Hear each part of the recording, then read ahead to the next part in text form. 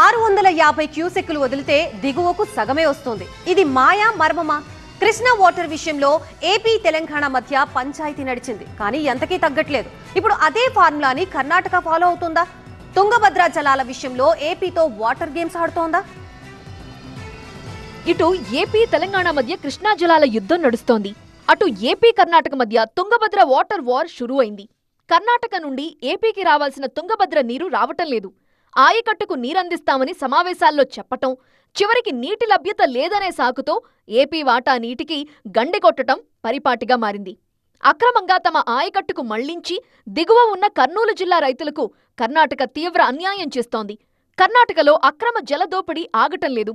తాజాగా తాగునీటి అవసరాల కోసమని కర్నూలు జిల్లా అనుమతి లేకుండా ఆ జిల్లాకి రావాల్సిన వాటాలో నీటిని మళ్లించుకునేందుకు కర్ణాటక అధికారులు సిద్ధమవటం, ఏకంగా కాల్వగట్టు తవ్వేసి నీటిని మళ్లించుకునే ప్రయత్నాలపై ఆందోళన వ్యక్తమవుతోంది. ఓఎస్ఎస్ ఫర్టిలిటీలో ఇక్కడ ప్రతి అడుగులో ఎక్స్పీరియన్స్ డాక్టర్స్ ఉంటారు. In the good hands of science. Mummy daddy అవ్వాలంటే ఓఎస్ఎస్ కి కాల్ చేయండి. కర్నూలు జిల్లా పశ్చిమ ప్రాంతాలకు తాగు, సాగునీరు అందించే వరప్రదాయిని తుంగభద్ర దిగువ కాలువ.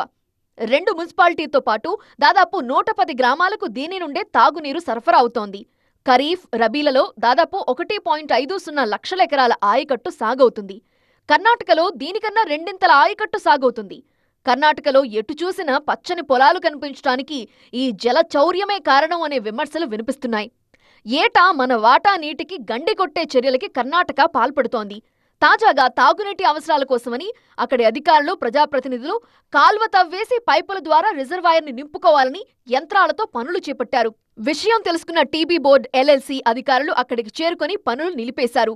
కర్నూలు కలెక్టర్ అనుమతి తీసుకుని నీటిని మళ్లించుకోవాలి తప్ప ఇష్టానుసారంగా చేయొద్దని అక్కడి అధికారులతో బోర్డు అధికారులు గొడవపడ్డారు. చివరికి పనులు నిలిపేసినప్పటికీ అక్కడ ఇంకా పైపులు కనిపిస్తూ ఉండడం గమనార్హం.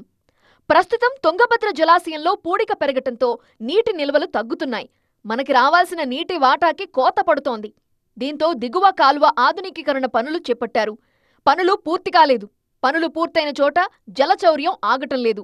ఇంత జరుగుతున్నా కర్నూలు జిల్లా అధికారులు స్పందించడం లేదు అనే విమర్శలు రేగుతున్నాయి.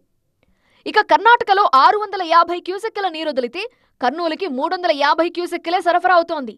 దీంతో తుంగభద్ర దిగువ కాలువ ఆయకట్టు రైతులు ఆందోళన చెందుతున్నారు. పంటలకు నీరు అందటం లేదని వాపోతున్నారు. జలదోపిడీకి కర్ణాటక ఫుల్ స్టాప్ పెట్టాలని డిమాండ్ చేస్తున్నారు కర్నూలు ఎంపీ నాగరాజు.